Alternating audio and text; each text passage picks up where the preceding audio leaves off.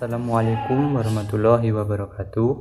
Kami dari kelompok 1 akan mempresentasikan makalah kami dengan judul Studi Materi Pokok Bahasan Fikih Madrasah Tsanawiyah kelas 7 semester 1. Untuk pokok bahasan yang pertama yaitu mengenai hadas dan najis. Yang pertama yaitu hadas. Hadas secara bahasa artinya tidak suci, sedangkan secara istilah artinya keadaan badan yang tidak suci atau kotor dan dapat dihilangkan dengan cara wudu, mandi besar, dan tayamum. Dengan demikian, dalam keadaan seperti ini, maka dilarang atau tidak sah dalam mengerjakan ibadah. Hadas sendiri dibagi menjadi dua, yaitu hadas kecil, contohnya seperti buang angin atau buang air, dan juga hadas besar, seperti haid, nifas, dan keluar sperma. Selanjutnya yaitu najis. Najis secara bahasa berarti kotor atau menjijikkan, tidak bersih ataupun tidak suci.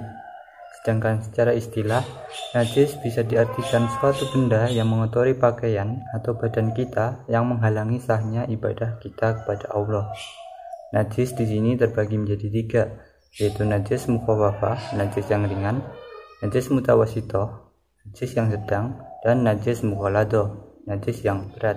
Untuk pokok bahasan yang kedua yaitu mengenai tata cara bersuci dari hadas dan najis. Yang pertama yaitu cara bersuci dari hadas. Untuk hadas kecil, cara menghilangkannya yaitu dengan berwudu atau bisa dengan tayamum apabila orang yang berhadas itu sakit atau tidak mendapatkan air yang cukup untuk berwudu. Kemudian untuk hadas besar, cara bersucinya yaitu dengan cara mandi besar atau biasa disebut dengan mandi janabah. Selanjutnya yaitu cara bersuci dari najis. Untuk najis mukhafafah atau najis ringan, cara mensucikannya yaitu dengan memercikan air ke bagian yang terkena najis sampai bersih. Sedangkan untuk najis sedang atau mutawasitoh, cara membersihkannya yaitu cukuplah dibasuh 3 kali agar sifat-sifat najisnya yaitu bau, rasa, ataupun warna hilang.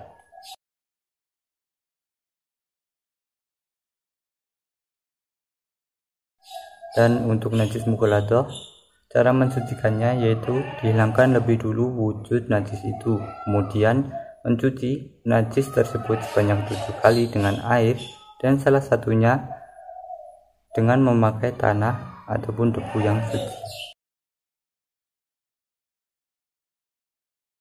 Pokok bahasan yang ketiga yaitu mengenai ketentuan sholat 5 waktu yang mencakup syarat-syarat wajib sholat dan syarat sah sholat. Untuk syarat wajib sholat, yang pertama yaitu beragama Islam, baik itu laki-laki maupun perempuan. Yang kedua yaitu sudah balik atau dewasa. Dewasa ini dapat diketahui melalui salah satu tanda berikut.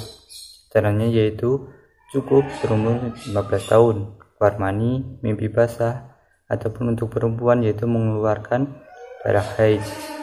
Yang ketiga yaitu berakal, artinya tidak hilang akalnya karena gila, pingsan, terkena obat bius, atau mengkonsumsi sesuatu yang memabukkan.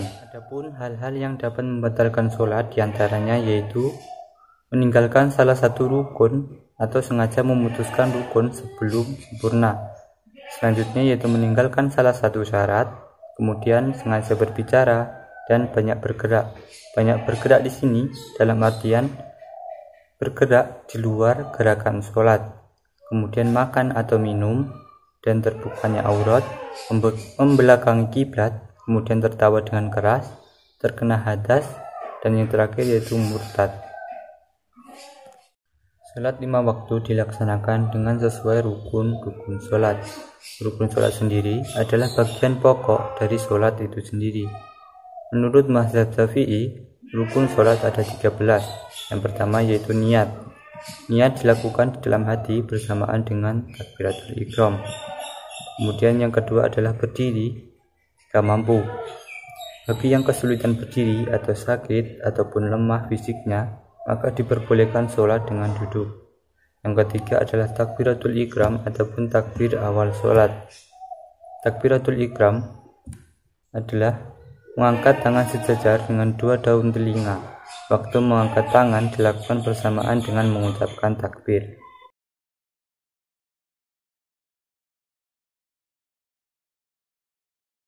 Yang keempat adalah membaca surat Al-Fatihah. Kelima, rukuk. Rukuk berarti membungkukkan kepala dan punggung bersamaan dengan memegang kedua lutut.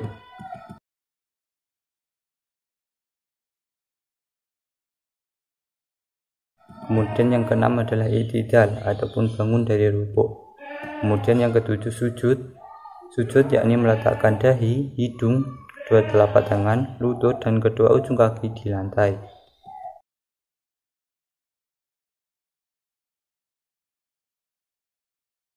Yang kedelapan adalah duduk di antara dua sujud dengan cara meletakkan punggung kaki kiri di lantai dan mendudukinya. Kemudian kaki kanan ditegakkan dengan jari-jarinya menghadap kiblat.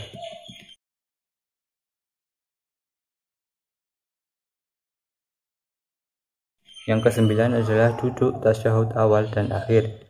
10 membaca tasyahud, kemudian membaca sholawat Nabi, kemudian membaca salam yang pertama sambil menoleh ke kanan, kemudian salam yang kedua menoleh ke kiri. Yang terakhir adalah tertib urutan rukunnya. Kemudian waktu-waktu sholat. Yang pertama yaitu waktu duhur. Permulaan waktu duhur ialah condongnya matahari dari tengah-tengah langit. Maksudnya adalah matahari tersebut telah condong ke arah barat dari tegak lurusnya. Adapun akhir dari waktu sholat duhur adalah ketika bayangan suatu benda sama panjang dengan benda tersebut. Kemudian untuk waktu asar, permulaan waktu asar adalah sejak bayangan suatu benda sama dengan benda tersebut sampai terbenamnya matahari secara keseluruhan. Untuk waktu maghrib dimulai dari terbenamnya matahari secara keseluruhan sampai terbenamnya mega merah. Untuk waktu isya, permulaan waktunya adalah dari terbenamnya mega yang berwarna merah ataupun akhir dari waktu maghrib, dan adapun akhir dari waktu sholat isya adalah terbitnya fajar. Untuk waktu subuh, permulaan waktu subuh ialah mulai dari fajar shidik sampai matahari terbit. Baik, langsung saja. Perkenalkan, nama saya Titi Lestari. Saya akan melanjutkan presentasi dari rekan saya yaitu Wisnu, dan subbab yang akan saya presentasikan yaitu yang pertama ada ketentuan sujud syahwi. Sujud syahwi adalah sujud yang dilaksanakan sebab seseorang meninggalkan sunnah abaat, kekurangan atau kelebihan rokaat, maupun ragu-ragu tentang jumlah rokaat dalam sholat. Nah, sujud syahwi itu dapat dilakukan setelah salam ataupun juga sebelum salam. Nah, bagaimana ketentuan-ketentuannya nanti akan kita bahas. Yang kedua yaitu bacaan sujud syahwi. Bacaan yang dibaca ketika kita melaksanakan sujud syahwi yaitu subhanallah yanamu wala yasu.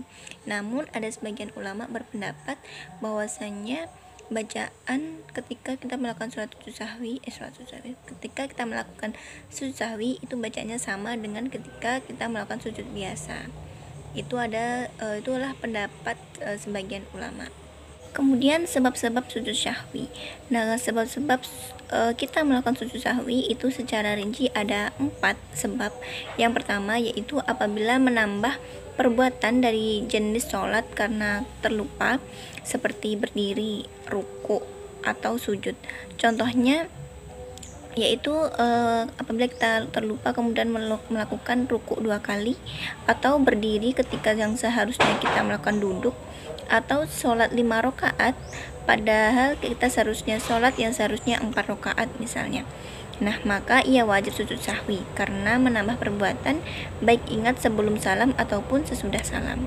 Kemudian sebab yang kedua yaitu apabila mengurangi salah satu rukun sholat, apabila ingat sebelum sampai pada rukun yang sama pada rakaat berikutnya, maka wajib kembali melakukannya. Dan apabila ingat setelah sampai pada rukun yang sama pada rakaat berikutnya, maka tidak kembali, namun rakaat tersebut batal, sehingga dia harus mengulangi yang rakaat itu, menambah rakaat yang terlupa, yang rukunnya terlupa tadi. Apabila ingatnya setelah salam, maka wajib melakukan rukun yang ditinggalkan dan menyelesaikannya, dan sujud sahwi setelah salam. Jika salam sebelum cukup rakaatnya, seperti orang yang sholat 3 rakaat pada sholat yang harusnya 4 rakaat, kemudian salam, lalu diingatkan oleh orang lain, ataupun ingat tersendiri ketika dia sudah melakukan salam, maka harus berdiri tanpa takbir, kemudian niat sholat, lalu melakukan rakaat keempat dan tahiyat, kemudian sujud sahwi, seperti itu. Nah, sebab yang ketiga sebab kita melakukan sujud sahwi yaitu apabila meninggalkan salah satu sunnah abad sholat seperti lupa tidak tasyahud awal, maka gugur baginya tasyahud dan wajib sujud sahwi sebelum salam. Dan sebab keempat yaitu apabila ragu tentang jumlah rakaat, apakah baru 3 rakaat atau 4 rakaat, kita ragu-ragu nih, tadi udah 3 rakaat atau 4 rakaat ya.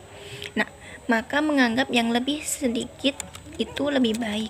Jadi seumpama kita lupa tadi udah 3 rakaat atau baru 4 rakaat, tadi baru 3 rakaat atau udah 4 rakaat.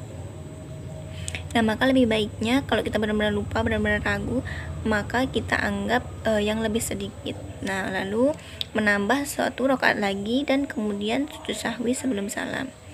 Sebab sholatnya berkemungkinan terdapat tambahan 1 rakaat tadi ya, karena kita ragu. Nah, tapi apabila dugaannya lebih kuat, seumpama kita berkeyakinan, kita punya keyakinan, aku yakin tadi udah 4, berarti ya udah itu yang diyakini itu. Jadi apabila dugaannya lebih kuat pada salah satu kemungkinan, maka harus melakukan yang lebih yakin dan sujud sahwi, tetap sujud sahwi. Seperti itu. Nah, ketentuan pada sujud sahwi ini ada sujud sahwi dalam sholat berjamaah. Itu ketentuannya yaitu yang pertama, apabila kita sholat berjamaah kemudian imam melakukan sujud sahwi, maka makmum wajib mengikutinya.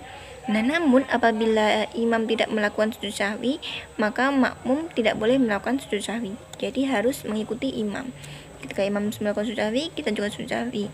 Kalau imam tidak melakukan sujud sahwi, maka kita juga tidak melakukan sujud sahwi. Kita tidak boleh melakukan sujud sahwi. Nah, kemudian sebab selanjutnya yaitu memperagakan sujud sahwi. Yang pertama, tata cara sujud sahwi.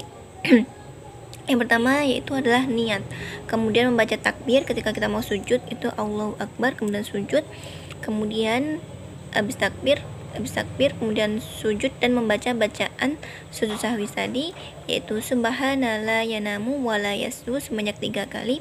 Kemudian dilanjutkan dengan duduk iftirasi atau duduk di antara 2 sujud, kemudian sujud lagi dan membaca bacaan yang sama, bacaan sujud sahwi tadi sebanyak 3 kali. Dan dilanjutkan duduk tasyahud akhir, kemudian salam. Seperti itu cara melakukannya. Nah, sedangkan cara melaksanakan sujud sahwi ini tadi sudah dijelaskan di awal bahwa cara melakukan sujud sahwi ini ada 2 macam, yaitu sebelum salam dan sesudah salam. Pertama yaitu sebelum salam. Sujud sahwi dilakukan setelah membaca tasyahud akhir sebelum salam apabila kesalahan atau kelupaan dalam sholat diketahui sebelum salam. Nah, sujud sahwi ini dilaksanakan dengan membaca takbir terlebih dahulu, dilanjutkan dengan sujud dan membaca bacaan sujud sahwi 3 kali seperti tadi, dan dilanjutkan dengan duduk iftirasi, dilanjutkan dengan sujud sahwi lagi dengan bacaan sama, kemudian dilanjutkan dengan duduk tasyahud akhir dan membaca takbir dan dilanjutkan dengan salam. Itu apabila kita melakukan sujud sahwi sebelum salam. Nah, sedangkan setelah sujud sahwi setelah salam itu dilakukan apabila kesalahan atau kelupaan dalam sholat diketahui setelah salam. Jika kita sudah terlanjur salam tanpa melakukan sujud sahwi 2 kali, melakukan sujud sahwi tadi, maka kita dianjurkan untuk masuk kembali ke dalam sholat dan segera mengerjakan sujud sahwi lalu salam. Hal ini perlu dilakukan bila kita teringat hal itu tidak lama setelah salam dan belum sempat banyak aktivitas atau banyak bicara. Sebab selanjutnya yaitu ketentuan azan dan iqomah. Yang pertama akan kita bahas dulu yaitu pengertian azan dan iqomah. Apa sih azan, apa sih iqomah? Nah, azan yaitu tanda bahwa waktu sholat fardu telah tiba. Sedangkan iqomah adalah pertanda bahwa sholat berjamaah akan segera dimulai. Jadi kalau azan itu sudah sebagai tanda bahwa sudah masuk waktu sholat, atau kalau dalam bahasa Jawanya biasa kita sebut sudah manjing waktu sholat, seperti itu. Sedangkan al-iqomah yaitu bahwa sholat berjamaah akan segera dimulai. Nah, hukum azan dan iqomah adalah sunnah bagi laki-laki. Nah, sedangkan syarat sahnya azan yang pertama yaitu hendaknya azan dibaca secara berurutan dan bersambung. Yang kedua yaitu dilakukan setelah masuk waktu sholat. Yang ketiga yaitu muadzin adalah seorang muslim, laki-laki yang amanah, berakal, adil, balik atau tamyiz. Dan yang keempat yaitu hendaknya azan dikumandangkan atau diucapkan dengan bahasa Arab seperti itu. Kemudian bacaan yang diucapkan oleh orang yang mendengar azan yaitu disunahkan bagi orang yang mendengar azan baik laki-laki maupun perempuan untuk yang pertama yaitu mengucapkan seperti yang diucapkan muadzin agar mendapat pahala seperti muadzin itu tadi, kecuali dalam bacaan hayya 'alas shalah dan hayya 'alal falah, maka orang yang mendengarnya yaitu mengucapkan la haula wala quwata illa billahil aliyil azim.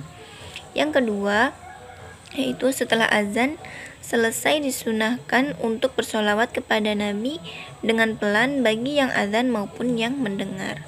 Kemudian yang ketiga yaitu disunahkan membaca doa ketika selesai mendengar azan. Yang kemudian yaitu praktek azan dan iqomah. Praktik azan yang pertama yaitu seorang muadzin pasti harus tahu lebih dahulu lafaz-lafaz apa saja yang akan dikumandangkan. Seorang muadzin bisa saja anak yang masih kecil ataupun remaja ataupun orang tua yang memang punya kewajiban untuk azan dalam suatu masjid. Oleh karena itulah semuanya harus tahu apa saja lafaz-lafaz yang dikumandangkan ketika azan. Yang pertama yaitu Allahu Akbar, Allahu Akbar, dibaca satu kali. Kemudian asyhadu alla ilaha illallah, asyhadu alla ilaha illallah dibaca dua kali. Kemudian asyhadu anna muhammadar rasulullah, asyhadu anna muhammadar rasulullah dibaca dua kali. Kemudian yang keempat yaitu hayya 'alas shalah, hayya 'alas shalah dibaca dua kali juga. Kemudian hayya 'alal falah, hayya 'alal falah dibaca dua kali.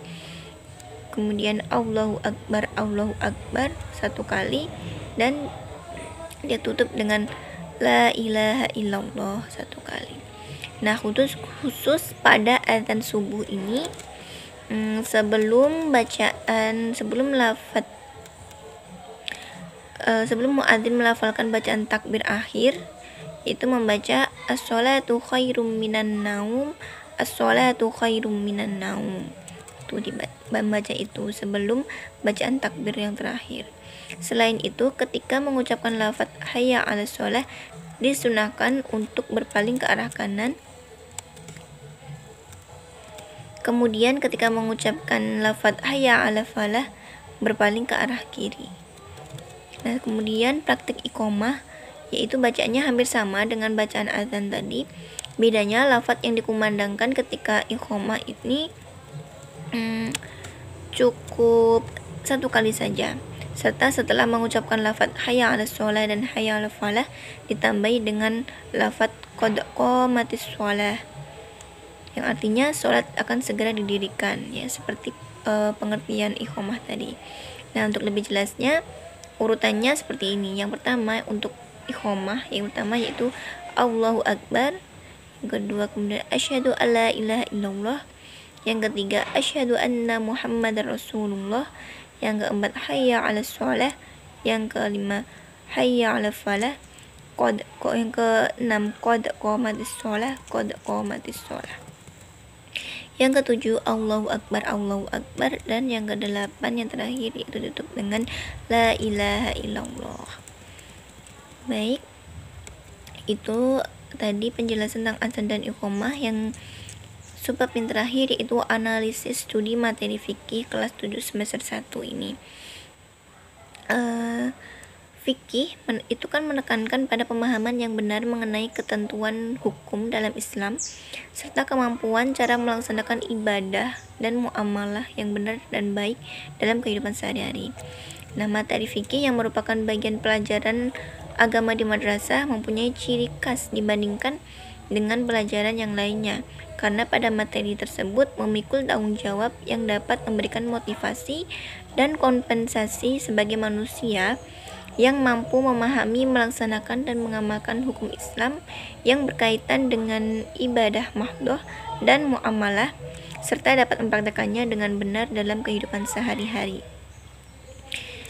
Nah, studi materi fikih kelas 7 semester 1 ini membekali siswa agar dapat mengetahui dan memahami pokok-pokok hukum Islam secara terperinci dan menyeluruh. Materi fikih di MTS berfungsi untuk menanamkan nilai-nilai dan kesadaran beribadah peserta didik kepada Allah Subhanahu wa taala sebagai pedoman mencapai kebahagiaan hidup di dunia dan akhirat. Menanamkan kebiasaan melaksanakan hukum Islam di kalangan peserta didik dengan ikhlas dan perilaku yang sesuai dengan peraturan yang berlaku di madrasah dan masyarakat, serta membentukkan kedisiplinan dan rasa tanggung jawab sosial di madrasah dan masyarakat, juga mengembangkan keimanan dan ketakwaan kepada Allah Subhanahu wa taala dan akhlak mulia peserta didik seoptimal mungkin. Nah, baik, mungkin itu tadi presentasi dari kelompok 1, yaitu saya, Titi Lestari, dan juga Wisnu. Apabila ada kurang lebihnya mohon dimaafkan. Semoga bermanfaat. Akhirul kalam. Wassalamualaikum warahmatullahi wabarakatuh.